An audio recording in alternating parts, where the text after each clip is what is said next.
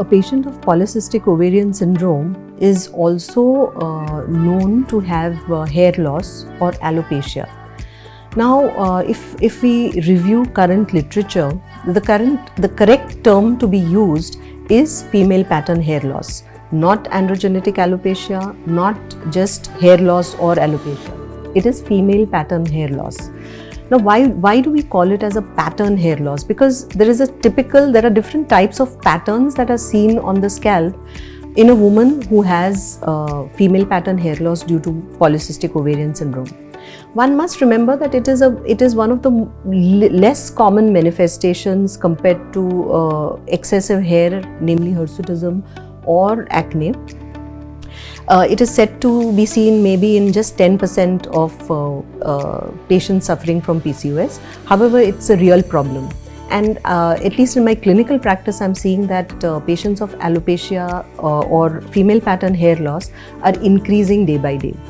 Now, what are the patterns that we see? In some individuals, we just see that there is, the central parting where we part our hair, that tends to get wider. And that type of pattern is also called as a Christmas tree pattern. In certain other individuals, the crown area, the density keeps reducing, and here also there is this process called miniaturization that happens. So the thick and the coarse hair start becoming finer and thinner, and then it reaches a point where the hair follicle completely disappears, and that's when the scalp tends to be seen more in such individuals.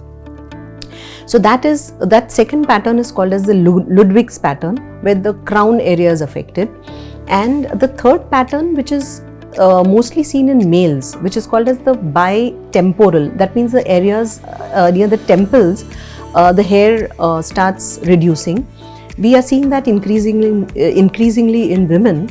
That is called as the bitemporal pattern, and that indicates actually a severe form of female pattern hair loss.